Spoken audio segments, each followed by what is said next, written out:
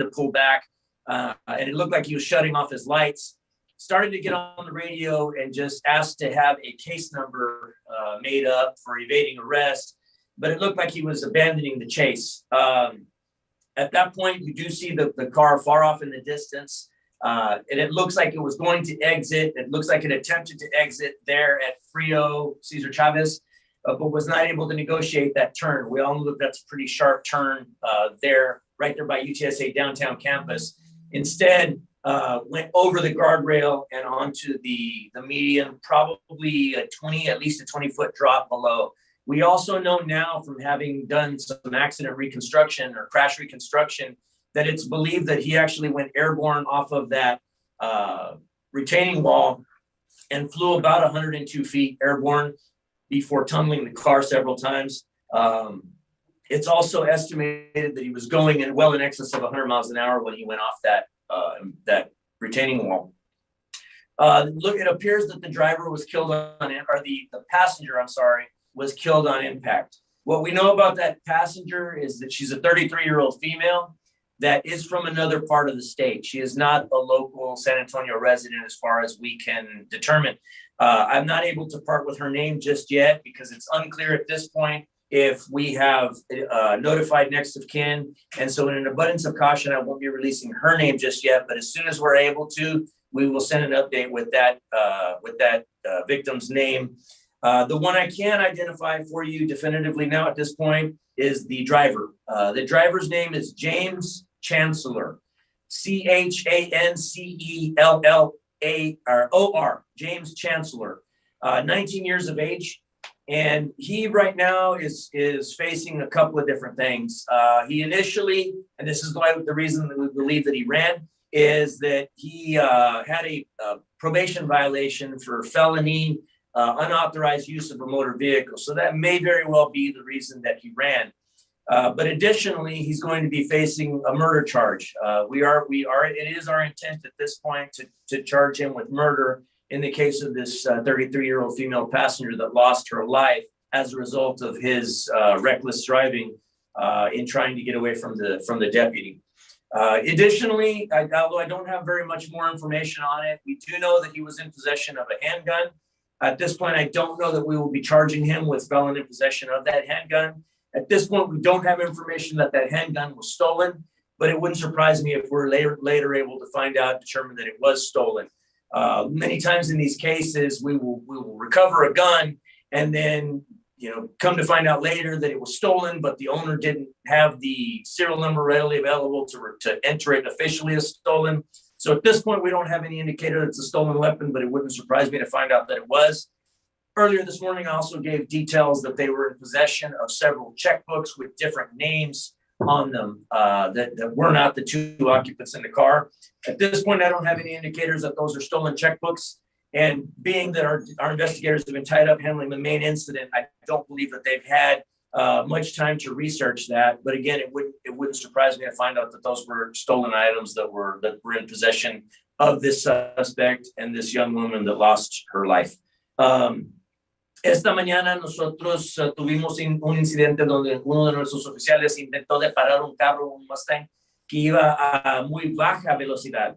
Cuando el oficial intentó parar el carro huyó y el chofer perdió control del carro y se salió de la carretera. Ese carro voló por aproximadamente 100 pies y ya cayendo, el carro se revolcó varias veces y una mujer de 33 años falleció ahí en la escena de los hechos, desafortunadamente. El sospechoso sí fue arrestado, aunque él también sufrió heridas graves, pero ahorita él se piensa que va a sobrevivir sus heridas. Él ahorita se puede identificar como James Chancellor, 19 años de edad. Se sabe que él tenía órdenes por su arresto de otra parte del estado por robo de un carro o tener el carro sin permiso. Es el cargo, unauthorized use del vehículo. Él también ahorita se enfrenta con cargos por homicidio por la muerte de una mujer de 33 años que iba con él. No puedo en estos momentos dar el nombre de esa mujer, pero sí se sabe, ahorita se piensa que ella no era residente de San Antonio, sino que ella se piensa que vivía en otra ciudad, es de otra ciudad en el estado de Texas, pero ahorita no puedo dar el nombre de ella, solamente que ella tenía 33 años de edad. Desafortunadamente ella falleció a causa de las acciones de este sospechoso. Entonces, en estos momentos nosotros podemos reportar que él se va a enfrentar con cargos a causa del homicidio de ella. También sabemos que el sospechoso iba en posesión de una arma. Ahorita no se sabe si esa pistola era robada, y también sabemos que ellos tenían varios libros de cheques que tenían otros nombres diferentes. Hay chance que también esos cheques fueron robados de otras personas, pero ahorita no podemos verificar eso. Solamente que este sospechoso se va a enfrentar con esos cargos. Are there any questions on that short pursuit and homicide case? Okay. We can always come back to it if anybody's got any follow-up questions. So these following cases are ones that we wanted to brief everybody up on yesterday. But as you know, we had what appeared to be some aftershocks, possibly from an earthquake that occurred in another part of the state. And we had several reports from 3 different county buildings here in the downtown area that were affected. And so obviously we had to break away and go handle those incidents. And so we were not able to provide updates on some cases that we wanted to provide updates on. So let me start out with a human trafficking case that we were able to make an arrest on 2 nights ago. The suspect in this case is a Rosita Lira, L-I-R-A, 52 years of age. And I believe we're putting up a mugshot of her as we speak. So Rosita Lira, some of you may have made a call several weeks ago where our organized crime group actually ran a warrant in the 1600 block of Hillcrest at that point at a residence associated with Rosita Lira. On that day, we were not able to locate her, nor any evidence of smuggling, which is or drug use or drug smuggling that we were looking for on that day. Nonetheless, we received further information a few days ago that Rosita was back at it. And so undercover surveillance was able to see her in the company of 3 young men who were later found to be Venezuelan migrants that are undocumented immigrants here locally. One of our undercover investigators approached her in an undercover capacity. And what they had seen was that it looked like they were traveling around and they were doing some sort of work in the area. Our undercover investigator approached and asked how much it would be to get some work done at a house. She did give him a price for having her work crew conduct labor at that house. Once they arrived at the agreed upon location, they identified themselves to her as undercover officers, and pretty quickly the 3 young men were separated from her, and the true story came out. These 3 young men have been worked basically sun up to sundown by this suspect and paid what amounts to slave wages. They've worked, some of them, for about a week, sun up to sundown. They showed us their hands. Their hands are all kinds of torn up from having been forced into manual labor. And they were paid, but I think they were paid a total of maybe $100 among them for working sun up to sundown for about a week. And so those three victims, in addition to, we found another 3 of her victims at another location that were completing a job, and gave basically the same story, that they were paid, again, what amounts to, in my words, slave wages for pretty hard days' work for several days. Led us to take Rosita Lira into custody. She was charged with human trafficking, and that's the charge that she faces now. Now, we do have information that she was going around and offering these folks up for manual labor at different residences. At this point, although we don't have anybody else that we can share an identity with, we do have reason to believe that there may be other arrests made in connection with this case. So as soon as we are able to make further arrests in this case, we will be sharing that information with you all. But again, as we're seeing these folks come here from different countries, And Venezuela has been one that we've seen a lot of refugees or undocumented immigrants coming from. Unfortunately, people are abusing of these folks, taking advantage of them.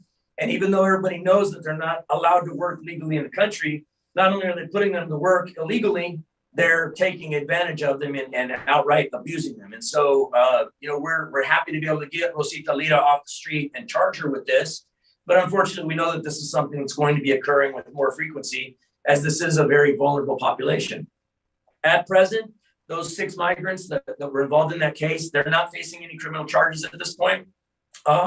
We ran them through some federal databases and checked with a federal agency that works with us on these cases. And at present, they've been taken to a shelter, and that's where they are.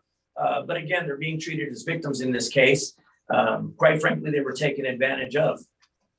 Esta tarde nosotros vamos a dar información tocante un arresto de una mujer de 52 años de edad, Rosita Lira, que se encontró que ella tenía cuando menos 6 personas indocumentadas que estaban trabajando por ella, y desafortunadamente ella estaba tomando ventaja de estas 6 víctimas. Ella estaba cobrando a personas para hacer trabajo, labores en sus casas, y ella le estaba pagando lo mínimo a estas 6 víctimas. Estaba tomando ventaja de ellos, que ellos estaban trabajando de sol a sol y en trabajo muy duro, y ella no les estaba pagando ni casi nada por su trabajo.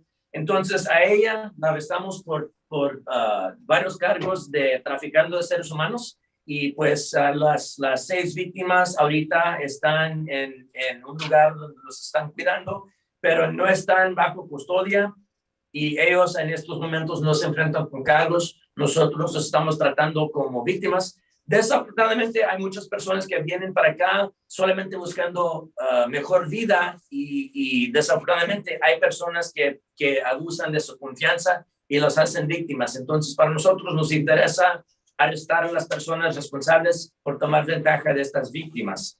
Are there any questions on that trafficking case?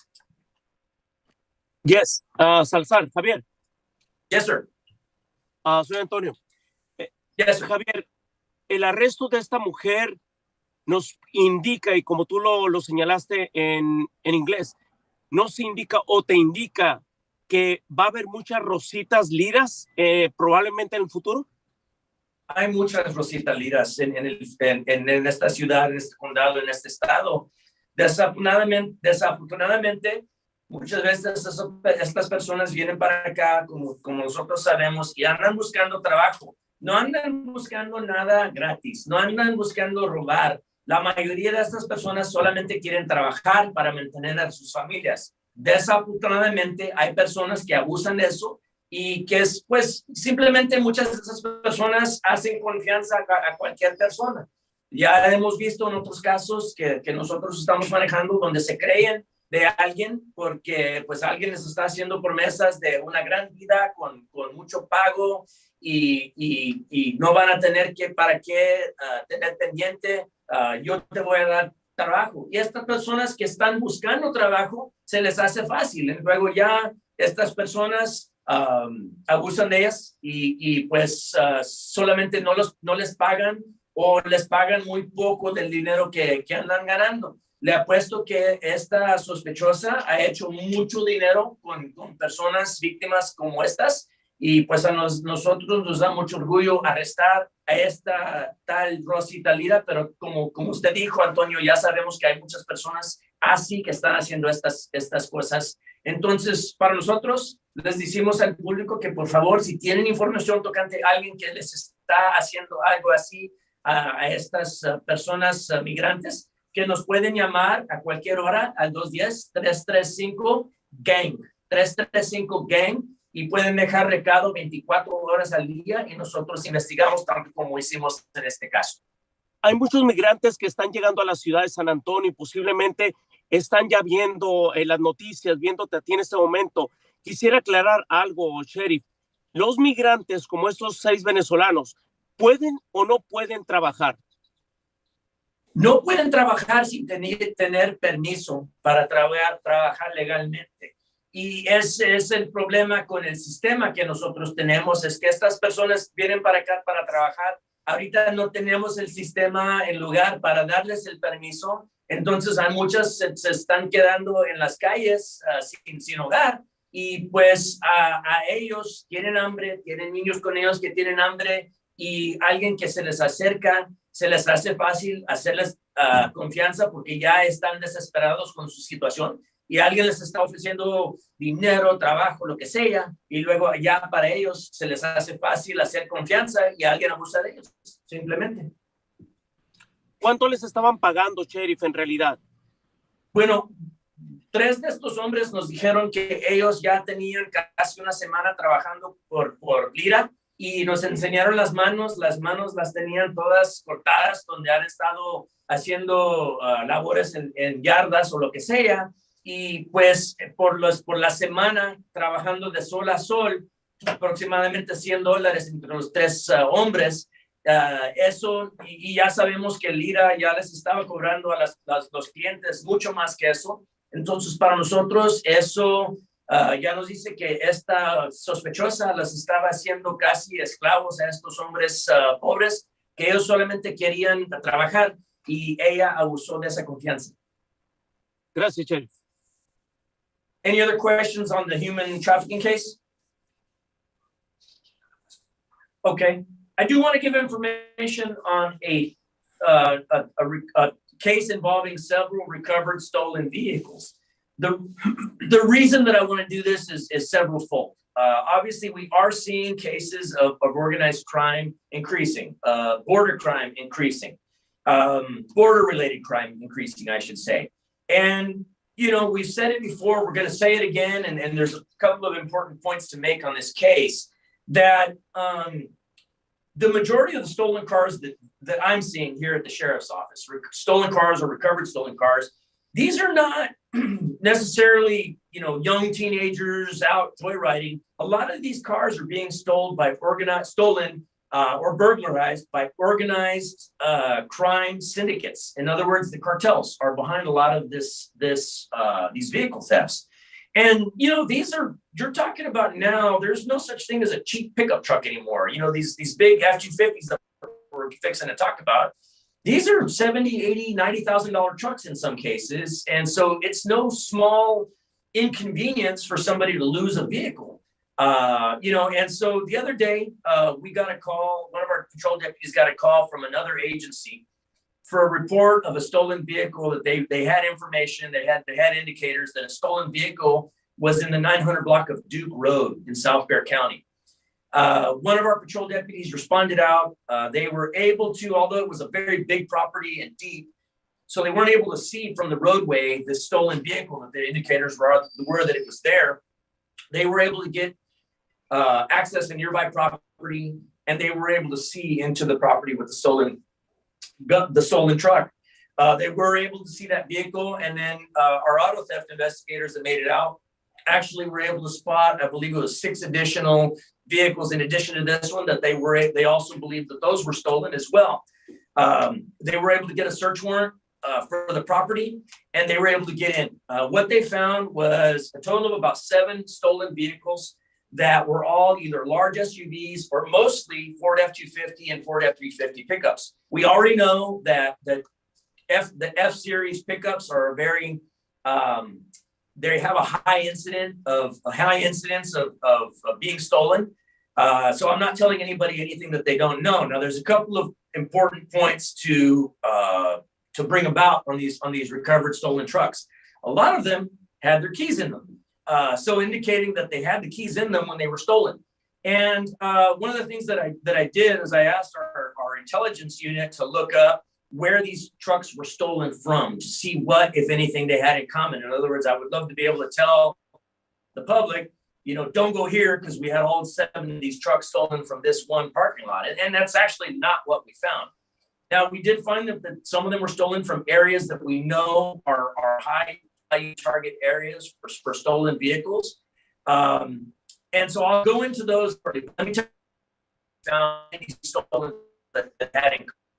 So I had the seats ripped out. The reason that we'll find trucks, big trucks like this with stripped out, because they use them for smuggling.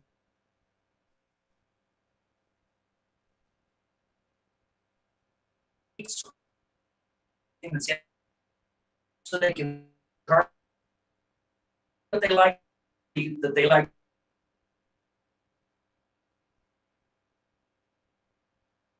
if lawn coming north human car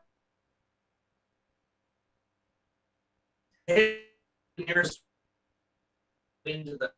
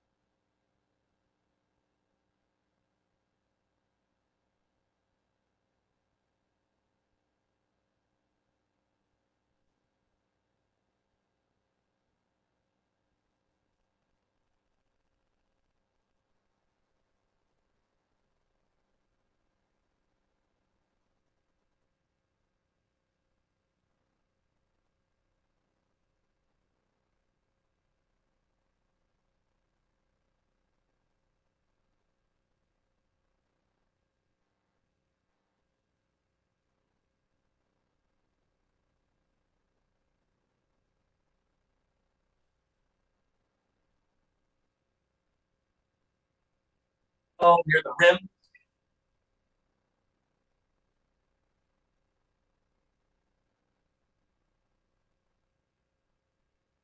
One taken from a high-end hotel on South New Braunfels over near Brook City base. So I say this to say that these are all what these places have in common. Again, not to say that if you go to these places, your cars are going to get stolen or burglarized. I say this to say that these are all very crowded, very well-known hunting grounds for for car thieves. So I say this to say we just have to be extra careful no matter where you're at. You may end up getting your car stolen or broken into. So I would encourage you, whether you're driving an F-Series pickup or a big SUV or any brand pickup, make sure that you're adhering to the best practices with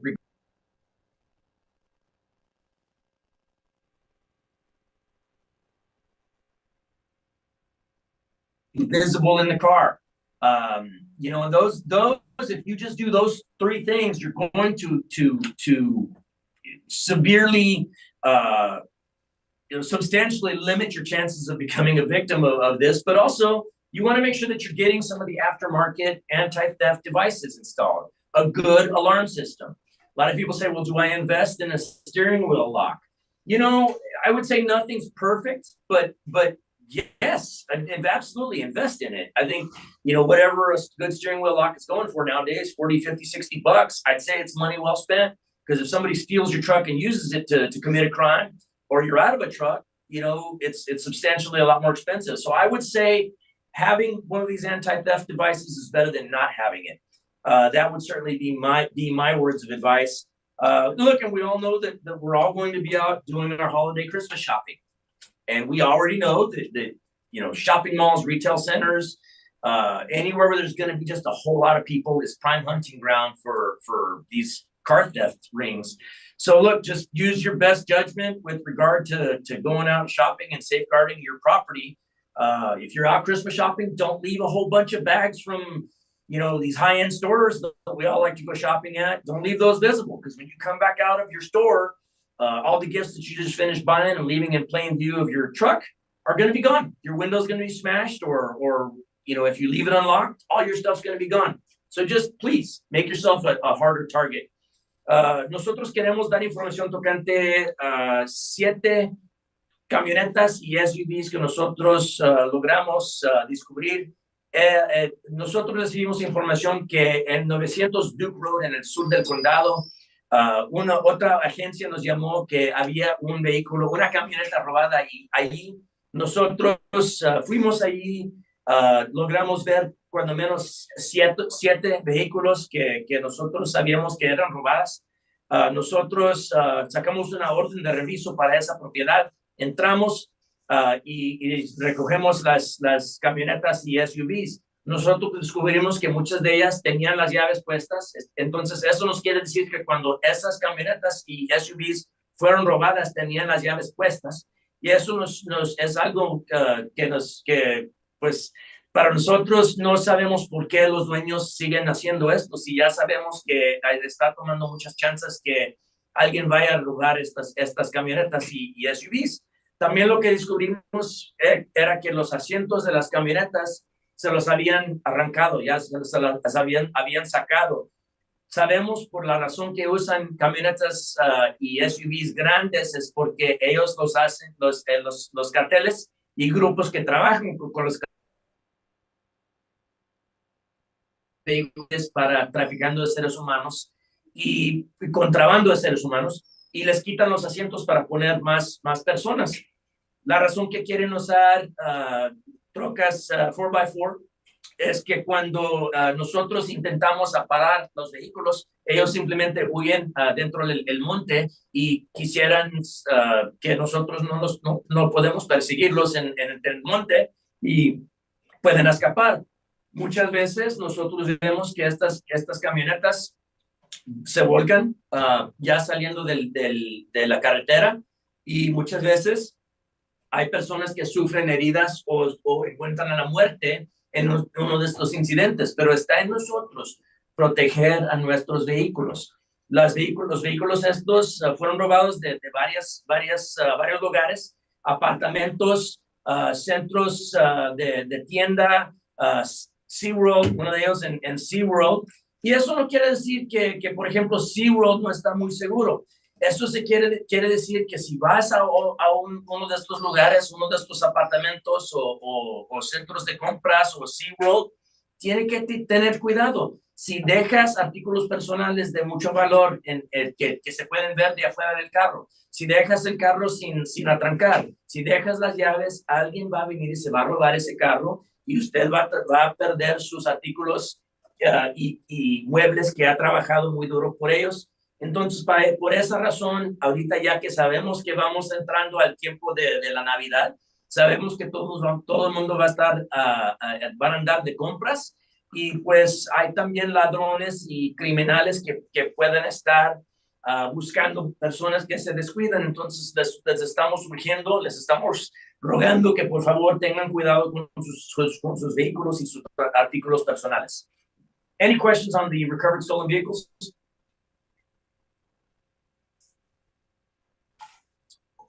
Okay, the last case I'm gonna brief you guys up on is a case that we made several days ago, and just haven't had much of a chance to update you on, but it is a pretty significant case. This case happened on November 4th in the 3000 block of Pettis Street, just a few blocks from here on the west side of the city of San Antonio. A vehicle fled from the location. We had information that there was some trafficking going on at that location. Surveillance was established. The vehicle fled from that location and got a flat tire. We were able to detain the driver. We were able to get information that there were several migrants being held at the location, and so we were able to get back to the location. Now, 11 migrants had been being kept there at a rear apartment in that property. So those folks were rescued, but the thing that makes this case stick out so much is that we were able to actually get a total of 6 arrests out of here. Typically, when we handle one of these cases, we'll find 20 or 30 victims and 1 or 2 coyotes or folks that are smuggling. In this instance, we were able to get 6 all in one spot. The information that we have is that there was supposed to be some money exchanged at the location, and that's why there were so many smuggling suspects located there in one fell swoop for us. It was a very productive day for us. So we were able to conduct a search of the residence. weapons were found, and a large amount of U.S. currency was found, and we'll have to get you the dollar amount on that, but I am able to give you the names of these suspects. Jesus Rodriguez, 28 years of age. He's charged with smuggling of persons, second-degree felony, and engaging in organized criminal activity. It's his first-degree felony. He also has an immigration hold. Apparently, he was also undocumented. The second suspect, Manuel de Jesus Yanes Flores from El Salvador, 39 years of age. Also charged with the same charges, smuggling of persons, engaging in organized criminal activity, and he also has an immigration hold for being an undocumented immigrant. Of course, he's turned and begun smuggling these folks, and so that's why he's charged with smuggling of persons as well. The third suspect, Marquez Sylvester, 24 years of age, U.S. citizen. Smuggling of persons, second-degree felony, also engaging in organized criminal activity. Fourth suspect, Paul Huron, Huron, 21 years of age. Smuggling of persons, second-degree felony, engaging in organized criminal activity. Fifth suspect, Jaime Mendez, 42 years of age, same two charges. And then the sixth suspect, Neuri Samuel. So first name, Neuri, Neurri, Samuel, Samuel, 45 years of age. Also the same two charges of smuggling of persons and engaging in organized criminal activity. También queremos dar información tocante de 6 arrestos que hicimos hace varios días. También un caso que se toca de traficando y contrabando de seres humanos. Nosotros recibimos información que una casa en 3000 Pérez, en la ciudad de San Antonio, estaban traficando de seres humanos. Nosotros fuimos encubierto para ver esa casa. Un carro huyó de esa casa y pues se les salió el aire a una de las llantas. Entonces nosotros logramos arrestar a un sospechoso. Nosotros fuimos para atrás para la casa donde nosotros teníamos información que tenían 11 víctimas de traficando de seres humanos. Nosotros arrestamos a 6 sospechosos en esa casa. Los nombres: Jesús Rodríguez, Manuel de Jesus Yanes Flores de El Salvador, Marquez Sylvester, Paul Huron, Jaime Méndez y Neuri Samuel, 45 años de edad. Estos 6 sospechosos se enfrentan con cargos de contrabando de seres humanos y andar en crimen organizada. Y a nosotros lo que nosotros se nos ha cerrado en este caso, afortunadamente nosotros logramos arrestar muchos de los sospechosos juntos. En muchos de estos casos nosotros lo que encontramos son 10, 20, 30 víctimas y cuando menos unos 2 o 3 sospechosos. Pero en este caso la información que nosotros teníamos fue que iban a pagarles a estos sospechosos por su trabajo. Y por eso nos encontramos con 6 a un jalón. Entonces, por eso nosotros logramos arrestar a estos 6. Pero tanto como ya hemos arrestado a estos, ya sabemos que hay mucho abusando de estas personas que solamente vienen para este país para buscar vida mejor y desafortunadamente se encuentran con personas que abusan de ellos. Any questions on that smuggling case?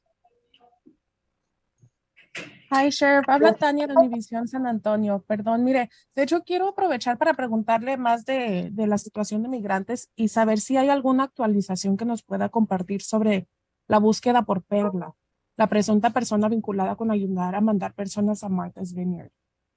Ese caso todavía sigue.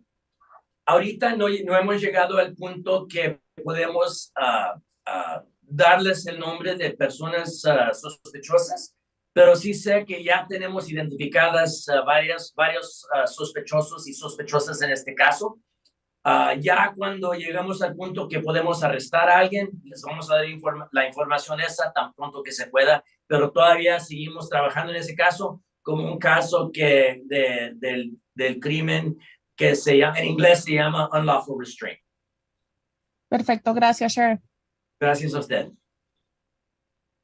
So, just once more in closing, what I'd like to do is just once again give the number, the tip line. These cases that we talked about all have a clear border nexus, but again, the folks that are making these cases are our organized crime group. Again, you can reach that organized crime group at 210-335-GANG, And, you know, we would certainly appreciate any calls that may come about. So Deputy Garcia just reminded me of a case that we do need to brief up on as well. Forgive me if y'all got to go and attend to your newscast. I understand. But there is a new scam that's coming out. That's not a new scam, but a new incidence of it that we've just found out about today. Because we've got 3 victims or one that's been scammed out of a pretty decent amount of money. But for right now, the information that we have is that somebody's calling and they're giving the name of one of our actual assistant chiefs here at the sheriff's office, and they are demanding money in Bitcoin. One person got scammed out of $900. But so right now we don't have any information that anybody else got scammed. But what I can tell you is this: the sheriff's office, none of our assistant chiefs are certainly going to be calling anybody and telling you that you've got outstanding warrants or you've missed jury duty. But more importantly, nobody from the sheriff's office is going to be calling you to tell you you have a warrant. If you have a warrant, we're going to come to your house and arrest you. We're not going to call you and tell you that you've got the warrant. We're certainly not going to be demanding money or gift cards or Bitcoin or anything like that. That should absolutely be an indicator. So if you do get that call that, hey, you missed jury duty, you've got a warrant for your arrest, like I said, they may even give you a real name of a person that actually exists. In this instance, they've been given the name Assistant Chief Schuler, who is a real assistant chief here. But I can assure you he's not calling people to tell them that they've got a warrant. The reason that they do that is if you Google Assistant Chief Schuler, he's a real person. He's going to show up online as being a chief, which adds believability. We've actually seen cases, and I don't have information that that's what occurred here, where they'll spoof a number. They'll actually call you from 210-335-6000, which is actually the non-emergency number for the sheriff's office. But I've seen them do it with other agencies as well. Where I used to work at the San Antonio Police Department, they would call you with the number from the non-emergency number there. In this day and age, it's very, very simple for somebody, even from a foreign country, to call you and make it look like they're calling you from a local number. And again, it's very easy to do research on any agency and tell you the name of one of the chiefs or deputy chiefs or assistant chiefs or even the sheriff himself. So again, just if you get one of these calls and you feel like it's not on the up and up, because chances are it's not going to be, just hang up on these folks. Chances are we're not going to put out a warrant for your arrest for missing jury duty. So call and make arrangements. If you feel like if somebody tells you you missed jury duty, call the clerk's office and make arrangements to find out if you were, and if you did miss it, we'll just simply reschedule you to come back to jury duty later on. So we're not going to put out a warrant for your arrest, and we're certainly not going to call you and demand Bitcoin or gift cards. So any questions on that scam? Okay. Well, I'm in danger of losing my voice here, so I'm going to close for now. I do appreciate you all joining us today and allowing us to just not only highlight the great work of our traffic unit, of our organized crime group, our patrol deputies that helped out with this recovered stolen vehicles, but I'm glad we were able to give some crime tips and also give information on how to avoid this common scam that's continuing to rear its ugly head. I will close for now. I really appreciate you all joining us. God bless each and every one of y'all.